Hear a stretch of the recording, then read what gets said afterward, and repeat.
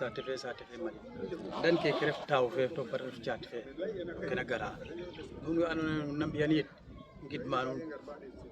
no ñuxur saate fe we ngidma nuun a paax a njega ka andoona yee a miñ'aano mbug ndaa a fadiida yaaga koy kan waag ka laya nuun ee njoko njal nuun fop we andoona yee nuun ndamu teen nuun ndefu teen bo ci'na in i njega teen o ɗaay a paax koy i njega teen o ɗaay a paax jeg yaakaar a paax koy took nuun so ngeɗa nuun ndax a ƴutanga nu njangna in lalgana in ne i mbarna saytoortin yaam tiga adaxo kiin oxe adooxna a war o jangnel mbaa ta lalganel rek keke tig mboolo yo refee tig no leŋ a ref o njirño nga andoona yee roog moƴo bug am i ƴutanga teen wala bala i ƴuta nu lalgana in ne i seereer itkan bo o leŋ sik ke o leŋ no saate fe ndax ta ref o njiriñ saax muum le monsieur le maire joko njal nuun lala ngidmama nuun a paax saate fe ngidma nuun nu ci'a den ka andoona yee a miñ a mbugin bo a mbaajogu njalal na qoox den sax ndaa ande me da ɓeerka den jerejef fogole commune Loul Sesene fogole arrondissement Fimela département Fatick région Fatick fop Le Jaraaf, on compte sur la cohésion de la communauté, on compte sur les compétences que vous avez déjà. Je vous en prie, c'est l'honneur sérère qu'il faut démontrer. Moi, je souhaite venir voir ce magasin plein de denrées. naga eto o ɗeet saate fe fop a ɗeet xa kiibon a ande meeke kat a jega ma andoona yee a maada jega xa kiibon meen dawa ye waaw xa waawun te cungi bo i ɗeet tiig ke ne da ɗeetuna a ɗeete tiig ke kat yeni saa da mbaax yeni saa koy da ɓogo dawa ye ndiiki il faut i construire magasin ka andoona yee waxtu fe seeka fada wiin a soxla xaalis o xooxoox a soxla xaalis a xot kaafum mbii ta tiya uma yo ta jikookin marché est-ce que fi'kee magasin ka andoona yee a fadanga ween saate fe a mbaago ngeekin meen mbiit da mbaago njika ngeekin meen bo ya andoona yee ndiig ne xay rokiida andoona yee xaalis jegkatee o ñoow jegkatee wiin we da ndeta marché a njiktan ka cher na a mbaago ndaas caate ke den kat a njiktin meen ka andoona yee xana yooɓ i konte a na nuun ngidma nuun a paax ngidma a Ndoundour a paax i njegee i mbaagee ndaa koy ka i mbi'aa ku i ɗooqiidna daal ka i ɗooxa nqiiñ ne in rek wiin i nqotna rek i ɓisin ku i ndaawna daal in ande Ndiodione a Ndoundour a soxlaan xan i ɓisiidin yaam mete refna woorate sax yaam mete xa teɓandong a na ƴeewa teen ka ret bo o saax o leŋ ole fop ka yaqwata i mbaagangaan i njeg forage fa lakas mene ma mumeen ke yerta kaaga daal te i loola ɗum no saax olene i mbaagangaa ñof o ndimla in teen nu ta moƴna ñofit a waaganga jeg te i nqeɗa nuun jërëjëf i mbaagangaan it comme manam saate fe comme ka maaka to ka war a jeg foyer fa andoona yee comme ka jeg mariage mayu ka andoona yee ka njega meen te ɓisan école to école refee pour kaaga a jega ka andoona yee ka yaaco kumpa am no magasin ne parce que refiim o moomof ta laya magasin ne ye da layna a lay pour ta geek kelel bagage comme nena aareerin kaafin daal ke andoona daal te wiin we ngañe'aa ye pour ta geekel me ka faño yaqoox mais a kook c'est bon idée a kaaga de a faaxa vraiment wene de we ndamta saax le ga'im daal no ga'es adne saax leŋ a mbalak na in maxey ga'a kaaga depuis école nana bo xaye monsieur le maire a ɓeka o ɓayum lool no ka de mbexuran kaaga refim o Njaay ga'anum layiruna layir xam layin jokangin ten a njal parce que xeblero in soom a jega mayu wa andoona yee vraiment ke ñaajma terrain ke Sénégal fop waaga njega moyen ka xupna ke i njegna ndaa école ka den sax nande école ne inoorax waaga yaa koy maxey remercier a fop yaasam calel ke roog a fi'a den ta ƴut fa jam ke andoona yee ten i mebatu ten pour ngeekin kam feet yaasam roog we andoona yee ten jegu fop a ci'a in kaaga roog a waagan yaasam te fi'an na in a inax ale nu inoxiidna yit yaasam roog a numta nuun me nu mbofitna to ta in fa jam nu soɓ jam kaaga roog a waagan yaasam te fi'an na in fop nu njooko njal nu mbi'a ngoor daal yaaga ga'aam xan fop a jof mbamir ga o kiino xe wari gara a moƴongo bug saate fe o rimena yaa koy vraiment gidma nuun gidma monsieur le maire gidma we ke ta yoonitna ke ta mbina ten tax fa layes may ke teen yaam koor xe Ndour a laya ke ta bugna lay teen fop vraiment maxey gidma nuun nuno fop na tamtale no ndamta wiin weeke keke na jaleel pour nuuno refe pour partenaire fe refe koy nu ndam teen comme ne waritna nu leya école ke ndiiki kene nu nga'an o njirño maak ko kam saate mais xa teɓanonga njangta kiino xu fi'anonga ten vraiment yoqɗatan pirem voilà yaa koy gidma population fe mbexu rek ñaaxa nuun daal ngeen gën a jap bu baax daal population fe Mbexuwan gidma conseil ke ndefa ten yene ta watuna yo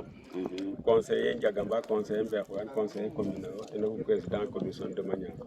donc ku i yoɗnuwa xeno affaire wang pied feke ka wetka commune adna donc gidmana paax na ten gidma nuun koy o aussi gidmanga paax a paax gidma Jaraaf gidma population fe fop na kene ay nu ngenooxna parce que saate ke ku ta ret Mbamir il faut da yoon ku ta ret Mbamir il faut da ngaƴ jam ku ta ret Mbamir il faut da ndamir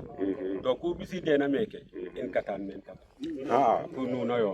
Sidy a inorit ke maana a geekiid meen Piya inorit ke maana a geekiid meen pour nuuno yo donc nu ngaynakangaan ta jirña nuun to keke i mbi'a xe jega caate ka mbuguna to njegirano parce que o dox ka jega i nqeɗwana roog nguuɗ ka jega i nqeɗwana roog meke sax a wa fi ndaa koy xana sécurité de telle sorte que munu ngeekna meen a wa jeg oxa andoona yee xana yetwan ku i mbaagna no Mbexuwan aussi xan i continuer ne i ngariida jeg e courant ne i ngariida foofi manquer a meen ne i ngariida jeg e école primaire kene fop roog a taxa i mbaage roog o jagnooruna in bo kene fop a jeg donc o kiin o kiin koy o ga'anga ko fi'a ke waagoona koy o retanga wakas a dako ga mawe a maat koy roog o jegun o ɗangaan o ten ka xapanan waganga wakas a jega a fi'a meen mayu teno toujours kan gidman Piya a kaaga mban nu in gariduma zone Ndiagamba nagin mo weeca gidman xeɗanana roog a gaynaakin a paax a paax o kiin o paaxo gidma nuun a paax Nous sommes dans le village de Pombane, chez le chef du village, pour vous montrer un projet qu'on vient de réaliser ici, ou bien qui est en phase de construction,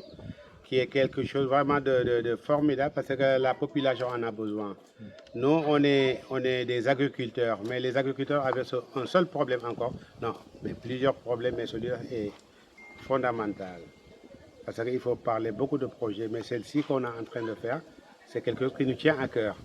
Là, on garde les aliments. Après la culture, il faut avoir un lieu là où garder ce que vous avez cultivé. Et nous, on ne l'avait pas. Il y a les souris, il y a les rats qui gaspillent tout. Ouais, il y a aussi tout ce qui pourrit derrière. Donc, si on a des gens qui sont vraiment là, comme monsieur le maire, qui est là, qui est quelqu'un de formidable, qui visite ces villageois avec son équipe, qui vient d'Italie, voilà, Nituaid, qui vient de nous donner ce magasin. Et on doit vraiment vous remercier au fond du cœur pour vous dire qu'alors si on continue sur ce développement, bientôt le Sénégal va décoller d'une autre manière qu'on avait. Donc je peux vous dire tout simplement comme 1000 merci et merci pour les Pombanois. Et le maire qui est quelqu'un de formidable qui n'oublie rien du tout. Jusqu'à l'installation là que vous voyez. Personne ne croyait. Même nous qui sommes nés ici, on ne croyait pas. Donc c'est quelque chose qui nous a surpris. Il faut vraiment le dire devant tout le monde. Il y a un seul projet qui nous tient à cœur. Peut-être on va le dire. Hein? C'est alors une route, comment ça s'appelle? Une route comme une piste rurale. Une piste rurale. Ici c'est une zone qui est vraiment inondable pendant l'hivernage avec le courant. Des fois, on a des fils qui tombent. Mais les voitures n'arrivent même pas à passer pour vraiment secourir ces villageois. Nous qui habitons, qui ont des voitures, on n'arrive même pas à passer pour venir chez nous. C'est quelque chose qui nous inquiète. Et quand on est avec la presse, avec monsieur le maire, avec les Nituaid, on a le droit de parler ce qui nous rend la joie, nos joies et nos peines. nos peines, la piste rurale fait partie. Et je vous remercie vous tous. Mille merci, monsieur le maire. Si vous pouvez rajouter quelque chose sur ce point. Parce que je trouve qu'ici à Pomban, là on a l'école primaire. Les enfants sont souvent malades. La journée, et le soleil chauffe. On n'a pas là où les amener. Bon, ne serait-ce que pour leur donner des médicaments. Et je crois que si on avait un poste de santé à côté de l'école, le seul problème encore qu'on a ici, c'est le CM. Tous vos enfants qui sont là, jusqu'à fois, peut-être que ceux qui vont à Nobandan, mais les enfants, tu les vois, des milliers d'enfants qui vont en Goya. Et ça fait mal au cœur. Ça fait très mal au cœur. Parce qu'un enfant qui n'a pas le nécessaire, il ne peut pas finir ses études. Et ça déjà, c'est le monsieur le maire qui doit le prendre en compte.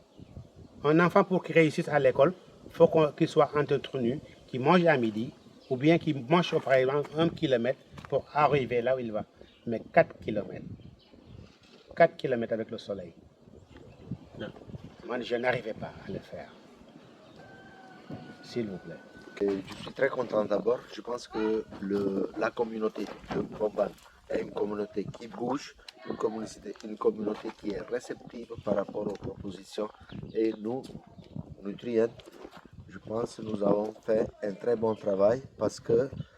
notre appui a été très bien valorisé par la communauté dans le domaine de la nutrition, lutte contre la malnutrition des enfants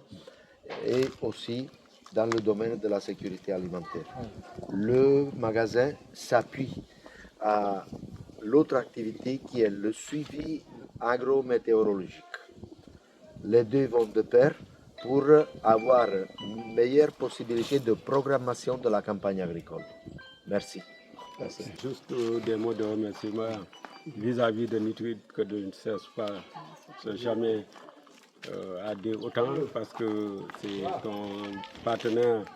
technique, mais c'est ton partenaire aussi financier qui nous appuie dans le domaine de la santé, dans le domaine de la lutte contre la malnutrition, mais aussi dans d'autres domaines. En tout cas, merci beaucoup dans la lutte contre la stérilisation des terres. Mais remercier surtout aussi l'entrepreneur qui est là devant nous, qui a fait un bon travail parce qu'il y avait 2 sites. Était chargé de construire Mberhoan et Pomban et je pense qu'ils vont respecter le délai. Remercier aussi le superviseur qui est là. Il n'a ménagé aucun effort pour une bonne réussite et une bonne conduite des travaux. En tout cas, merci beaucoup, M. Gueye. Mais remercier aussi la population de Pomban parce que c'est une population engagée, c'est une population dynamique et c'est une population aussi qui s'écoute et qui a une initiative dans le développement local. En tout cas, remercier le chef de village qui, à chaque fois que de besoin, pense à nous, mais aussi nous interpelle sur des difficultés, sur des problèmes qu'il faut endiguer. C'est vrai qu'à l'époque, il n'y avait pas d'électricité, c'était une préoccupation. Aujourd'hui, on a construit la case des tout petits. L'autre aspect qui reste, c'est la construction du mur de côté de l'école. Donc, je pense dans ce budget de 2026, on va prendre ça en compte. Il y a ce magasin, mais il y en a d'autres préoccupations comme la piste. Et c'est une piste qui est primordiale, qui est importante. Et cette piste, à ce que je sache, à l'époque, il y avait une piste qui allait jusqu'à Foua. Et comme cette piste pour partir de Royer jusqu'à Ngalkoki, jusqu'à Foua, pour couper l'autre piste qui vient de Tchadjaï, qui relie Tchadjaï à Guénian. Et c'est une piste de désenclavement qui peut apporter beaucoup de choses, non seulement au village de Pomban, mais à toute la communauté, ou bien à toutes les 2 communes, la commune de Roussesen, la commune de Tchadjaï et un peu la commune de Tartagine. En tout cas, on a bien entendu votre doléance. Nous, la commune ne peut pas construire une piste, mais on fera de notre mieux au niveau des autorités pour qu'au moins cette piste, on puisse la construire. Aujourd'hui, on a une piste entre N'Djagamba, Royer, N'Djagamba, Boa, qui est en train d'être construite. Donc, on fera de même chose pour faire un plaidoyer pour que cette piste soit construite. Et l'autre projet qu'on a en tête, qu'on n'a pas encore finalisé avec le chef du district, c'est un projet de poste de santé au niveau de Pomban. Parce que ça sont très loin des centres de santé et des postes de santé d'Onroy et de tout. Et donc il y a une population qui va se dirige, bon, des malades qui vont se diriger vers Roy, d'autres vers Tchadia, donc c'est des pertes de données au niveau de la commune. Donc ça aussi c'est un projet qui est en nous. Donc on est en train de discuter avec le médecin-chef pour voir sur la carte sanitaire de la commune, si on peut pouvoir ajouter Pomban. En tout cas, c'est deux projets. Vous remerciez davantage, remerciez surtout le chef de village et toute la population de di gërëm Koroko parce que Koroko maa ngi koy door a xam depuis 2025 di indi fii loo xamante ne vraiment dëkk yi kontaan nañ ci di gërëm monsieur le maire ak équipe bi yëpp. Bon kii bi nag projet bi nag dox na fii Nooba Naan parce que bâtiment bi gis naa ne maçon yi amuñu caaxaan bëgguñu caaxaan bu ñu xëyee dinañ liggéey wàcc dinañ wàcc duñ bouger fenn te di boobu bër set ñu xëy vraiment lu ñu liggéey fii rafet na waa dëkk bi yëpp ñoo ngi leen di ñaanal kontaan na ci liggéey bi vraiment yal na yàlla def wër ak wërale ak kii bu bari xaalis bu bari remercié naa leen vraiment gërëm naa leen mënu ma wax loo xamante ne daal vraiment bari na parce que kontaan naa trop merci beaucoup. Ok. i andanuma yaaga ka no foof le ta re'u vraiment am ga ta jal teen calel mosu calel ka njeg na fayda bo faak rek waamo lay me o falak mola no maçon fe refna men gidman no gon sing to fogaam men nu ngaranga xana layongo ten parce que a jala men ka farna no xa tobina xe calel mosu ka andoona yee jegee werante fa leŋ weta xajna men a njala calel ka andoona yee jegee werante fa leŋ bo mi daal gidmanum waa'angan no doole es a jeganga ka ta warna jal Nooba Ndane mi jaɓaam participer doole es to jaɓaam saate fe ta participer doole den teg teen a bara feke andoona yee vraiment ten itam xaƴe saate fe calel ku ta jegna men ka fi'an ne ta waritna vraiment waagim o lay bata doyam nda gidmam mairie fe fo équipe ne mairie fe fop fo na ngara no mairie fe ndefna projet ke na ngara mairie fe a njala no mairie fe vraiment ɗayam bata xup gidma fop xeɗana fop o kiino kiin no ku ta bugna no paax ka to ta malin xeɗan roga ci'ino ten xeɗan roga ɓaat warsek a ɓaato wod fo o wodanel kam ɓasil ne merci beaucoup. anda me ke i mbiya men mayu magasin neke koy nu nga'a xe magasin de stockage o ka andoona yee ke taxna ta inoox rek pour que au moins ta damit wiin we no ñoow parce que i ndeeta pour o geek o xooxanga bo ƴut pour o geek kene ke ana jega jafe-jafe yenni saay aussi a jega idena nanma ngas ne encore yenni saay aussi nu ndetanet bo kene ke kaaf ke e koy a bugo wet wiin we njeg keke na njikoo kan no prix ka andoona yee faaxe nu mbaag no njik mbaag o ngeek meeke bo ya andoona yee mbaawa we ndaan mbiit bo wa ndiig ne fadiida nu njikwatinin no prix ka moƴna yooɓ parce que objectif nen magasin ne ten refu yee ta damit wiin we pour o ñoow oxe a waag o faax naam aussi no dispensaire fe Nutrien aussi a un projet pour réduction d'eau, réhabilitation, c'est-à-dire il y a un réservoir qui va faire pour, au profit des utilisateurs. Donc il y a ça. Bon, on vient de terminer une maternité, la construction d'une maternité avec Bara. Et on a eu à l'époque aussi, il y a remis de clôture de récolter en vue. C'est l'entrepreneur qui traîne les pieds. On a eu à construire une case de tout petits, une salle de classe aussi à Nooba Nane, je pense. Et le CM est venu avec l'avènement du CM, c'est avec nous aussi. On a eu à pousser ce dossier pour qu'il puisse avoir un CM à Nooba Nane. Et nous, en 2026, on prévoit quand même de construire encore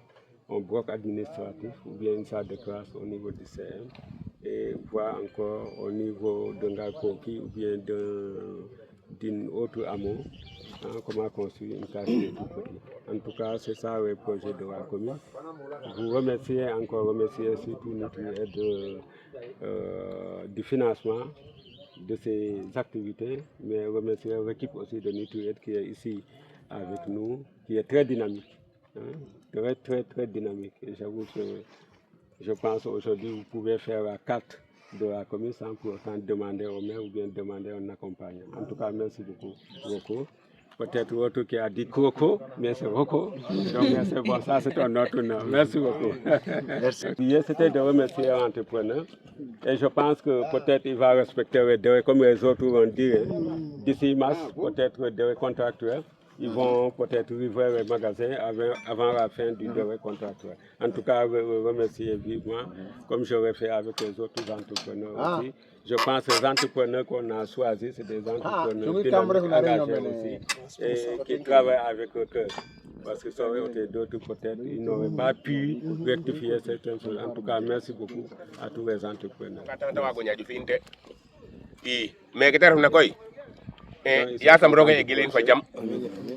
xedani tam be andone de ci une in yasam roga yo ko ga dole den mais que de ci inde tam yasam na ko de sen nande xelande jegno i parce que mais que tax na te gay content ten torop mais it pour une fois ko in mais mbag na ndey ten dole in dongo i mbagu ndayo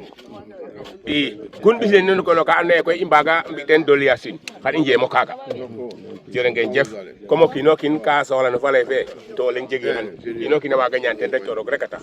jere ngeen jëf kontaan monsieur le maire yo njoko njal nunu na mbida fop yasam roga yalla bina nunu jam dan kunu ñaja roga awat fadat ni mais ke bisit na in kay kontaan ten o i njege kay layna ten lakas ku garna ku no ku wa mbage na ɓaat ten dal ka job moƴna cufanin mbame no kaga rek ku i mbag na mbi ten o doole in nek i bu laytuna in wete fa yasam o yaaloxe ɓatana nuun merci in way ngidma nuun a paax to yakara vraiment keke mbina i contanate a paax parce que ka daye magasin ne soom ka ret bon caaƴ axe ando naye roko fa nak a jega no ke te dimle a oxe bon jegate saate fe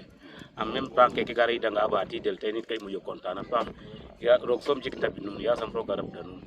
i vraiment i content a paax a paax parce que kay nga caaƴaxe etu a garida ɓatit kene fok lakas ke te ɓaatna ne ana in affaire jardin ke fop a gara a fokatorit fa in pour a dimle in te kon koy kay mbaro ndam te jeg doole ngeɗana den a roog yasam kene continuer ba jerejef tewna mene fop yasam o yaalo xe ci adna wod dambu dañen lemi ñu ñaaja keke monsieur le maire te fi na saate fe bure ka ref ka faaxna nda te refu teen ka moƴna ka faaxit na saate fe ndogo fi a ñaaƴ na ku ga'oona meen te fi'un refe digaram sasi dan keke refe biti transfert fa fo lakas fo simonga ke ndefna mene fop te fi'un anda kiino xene moom yasam roog yaalo xe rabdin yasam o yaalo xe rabdin yasam o yaalo xe ci ak nuun fo ɓal nuun fop ku nu bug na no adna yasam o yaalo xe fi'in jere ngeen jëf keke ka faaxit na nen jege keke kam ku moƴuna te ref ka andoona yee roog rek fi'un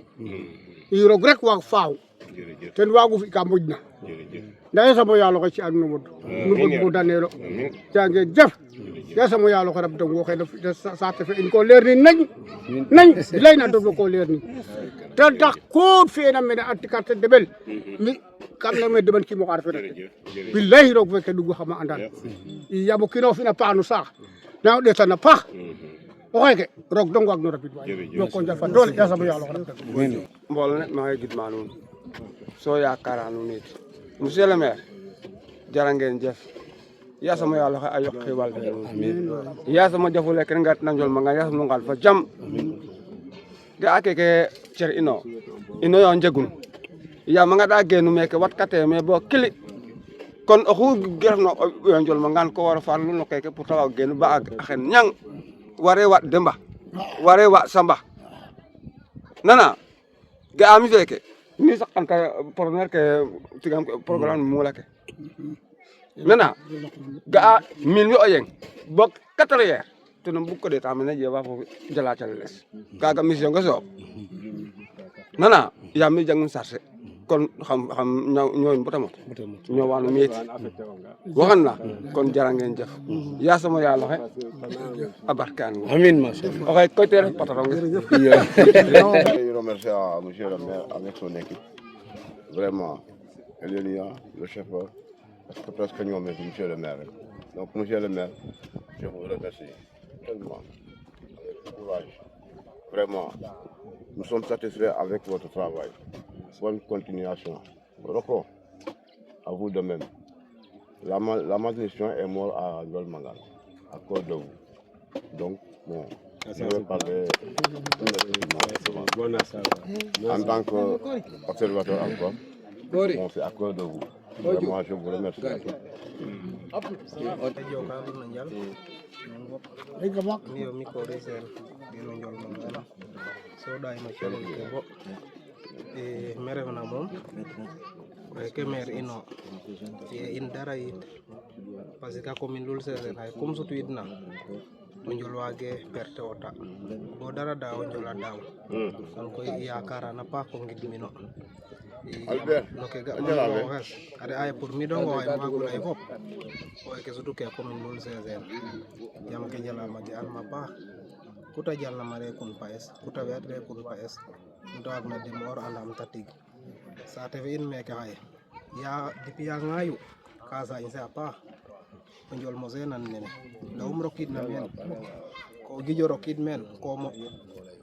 mo anda tiro ke ref na men ando Ndiola dem or na yam ko garta sa insa wargal ke was ona men ko ke so batona men ka fogre ka fo posa gino hene posa gino ke de commune nanam an commune Loul Sesene fo politique no teno kon koy ni mbage ngidmin rok dongo gidim kan karo goy ngacci kan e o Ndiol moma ngidmana pa ka anda me gen wina e anda me gen wina de commune Loul Sesene kay ngeda mbange ñak no jego hanan nane ten bogen o hanan nan ten fat i njegno nda ora me ke wag na ma rokina fi atin ma wage yok de a jala ma deg kasa te ke fop a jalu koy ngidman joka njal kate oxu gidimna a roog wara doon ten o kiin parce que kate o kiin te refu meen ndiiki a passer nga o yaaloxe na in rek o roog o leŋ waage fi'in ka andoona yee a ɗoman ino na mbi'ira ka andoona yee ka ɗom i mbaran ra o tooñanga o kiin ta wasan o wasanin o tukin a tooñangang o wasanong o tooñanga o kiin ta wasanong keke soom naaga a meke tarna mi de moom feek saate fe laya rek kam ɗaay teen a paax parce que kam layoganga mi soom xana layele ten ka leyana xooxum rek mbita te leyana oxe andoona yee ten ta yoonta i naaga a meke tarna kam bugo maad oxu andoona yee roka kam saate fe o fi sacrifice ba ƴufana xooxof ƴufani askan fe o ƴufananga askan fe rek ndod première saax le na ndodang na o ɗikananga wo dodu xooxof o ɗikananga rek wo dodu xooxof ta ref présidentiel ta ref ministre ta ref lakas ta ref ku ta refna o ɗikananga rek wo o jalun na o jal'ange waage ñaƴ so ga'a monsieur le maire waage politique politicien non non refiran o caajal fo o politicien fogre ande kene développement pour saate fe andoona yee ka faible ne ta waagna fi ba inin kaaga ta wida kaaga ta waagu ande xe fañuna ande xe buguna ne ta waagna fi bo saate fe ret kaaga soom o ta andu kaaga ta jangne kaaga ta fi'u o xeeke banque fe garna refna kene ke i meke Loul Sesene ten o ɓisidun maaga yaaga refe keke kon o xeeke développement taxu saate fe a xotin a ɓisidino meke so ndiiki meke tarna maxoy giidma we ta yoonta fop parce que a tagid ten refu o kiin ku saax le mbugonga to jegiro a tagid waage ret so tubaab o xeeke ta damritna i ngidman a paax ko damoogu o kiin fi'en neke meeɓin sadiro meeɓin wargal sax foko waaɗ liir waaɗ pay meeɓin yaam faña ta ɓolu yaam ta neew na ke ta fi'itna meen c'est bon i mbi'u ka i content lay yasam o xeeke miñ na commune fe a miñ no arrondissement fe Fimele parce que meke ta a caaƴ axe ga ngiiboonoogu waaw ga ngiiboonoogu a mbi'a ku refna naxane mu o njaƴ oxu ga'atoona oxey foolwata pafid a taxun to ndiiki ɗeen ya ke den a njega ɗeen mais wa jega saate fe ndiiki koy meke tarna kaaga fop ke ta ɓisidna wax dëgg yàlla i content na a paax no ke ta ɓisidna wañe saate fe ka ɓaatidin ko na ngidale fexeyna ba ga o tubaab oxe ke ba ɓisidin na commune fe in way ngidmanga paax to yakarango yasam roog oxe jegna fop a waag fop yasam ta ci'ong o wod a ci'angang o wod i ñake dara askan fe ñake dara meke ta refna yasam roog o Yàlla fi'anong ke bugoona oxe tubaab oxe maire yasam roog kaaga ko fi'a yasam rek ga yasam vous souhaite. roog ten saqu fop so ga'ano xa xene xene Sing in way ngidman bo paam roog parce que o xeeke te fi'u neke a ngidal ten a ɓisida in a Sing a ɓisida in o lakas ndiiki koy Sing o retanga ta ɓisid na branchement soso fe mais o garanga lay Sing o feet ta garid ndiiki fop ka mbarno teewu a teeru o ñakanga foofi ko waro geenu na o retanga waaɗ ko mbiño lakas o kiino xe na xoyel ta lenge wa mo cungin mama refu te a xoye de ndiik a garid ta moofa cungan kon Sing gaci ngalama o nananga inum tu faak ka fel Singan jalange calelum awa coɗin calelum to jaliran ɓaat ko ke gar xane an ime sax a waga ɓisid ke lakas awa na jala lakas quoi kon Sing yasam rogo yala damtin foofi o kiino xu ando naye a fokatang no foofi rek a fokatong no yiiw fe parce que foofi te refu fop jara ngeen jëf jara ngeen jëf jara ngeen jëf yasam o yaalo xe damta nuun nuun weke fop ndurin wagimo a lima kon yasam rogo yalo ci a nuun xeewal a ci a nuun o mbek a ci a nuun kene fop i content na i content nanga bo jeg ke o leyata xajati parce que ndiko juum nu mbasanam xaq jara ngeen gidma nitu ed gidma entrepreneur fe gidma aussi superviseur fe andona ye agent voyer fe ge mais gidma surtout maçon ke andona ye owey ine parce que anda me boɓem foofi o boɓem foofi ka jegna kene o koy xoy gidma nuun aussi nuun we andona ye nu tewa meen xaye ɓeewin ka na nuun pour gidim population fe Ndiomangane fop yaam andama den 2014 bo ndiik maxey fa den ande me wiin na ndegu ooxna yo wiin na andoona yee a njega o ñuxur wiin na njegna o engagement to we na ngara maana de a ndef conseiller parce que saate fu ga'oona xaye i saɗo mbi' maaga tig conseil ke na moofana nuun ten ref conseil ka njaweena o ngidin a ñaxanga a yenganga xana ngar bo maaga doxna nuun koy ɗik o tubaab den ta cooɗtita wayanga ne kan buga auto de kan passage ta xana ɗeet ndax jega o faam ta jikan ngo faam ta jikan nga sare ta cooɗo ko ta tiima ɗeetan a numtooxidanga a ɗeet ndax kaaga ta jik ina kat ndax saxaano bo jeg teen lakas ndax xa fi'o teen bu booba ta waago daku tege da ɓisidna comme o wega ga mesurer a saxange a saxa paax a xana ndako ɓaat a saxangaan koy a xana waya jega saate fa bugum moƴuna mbub cungi bo i ndet maaga xeɗa nuun ino ka i mbaago ɗooxit ɓisiid ndaa koy i mbaage waay koy xan i saqin parce que i saxangaan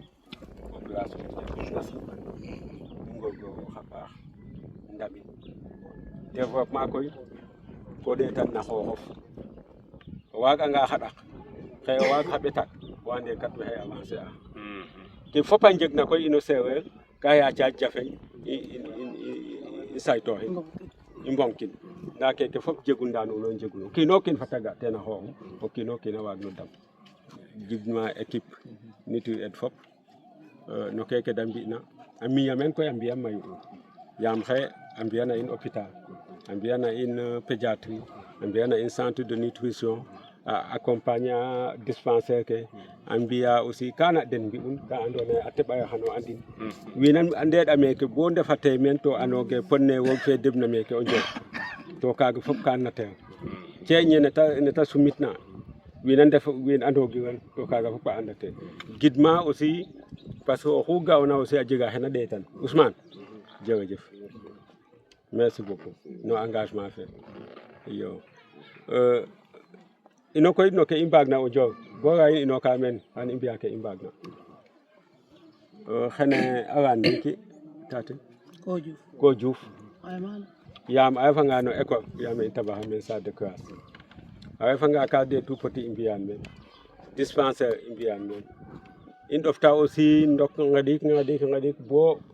PUDC fe a gayid ba fi'ana nuun a poto i mbi'a meen adduction d'eau extension donc ke yoqatna mayate i ndako ndam fop Dara Madane fe Ndiol ma Abdou ne i ngarna o soog o gariida o ɗeetanga o Ndiop ne ta yaajitna peut être a maya ka andoona yee i mbi'an meen xaƴa ke yoqatna o Ndiop ma dikke nam i mbika bo njeg maaga école Ndiop mbin Diib yaam ne i ngarna yo école a jegum i fo wakas i mbaga noyim nen saate nuun neno mbiño wakas saate fu i ndok na xaye i mbaga waye keke fo keke ino ɓisidun maaga mbiit no maat ino a gatu maaga to kaga rek na xaƴa inu moƴo ngogoroox a paax koy moƴo ndam parce que rib ne xana jawa a jega we andoona yee mbaagee fawa de we moƴna mbaag fawa koy andoona yee ne mbikee tus o feet ndako ndam rek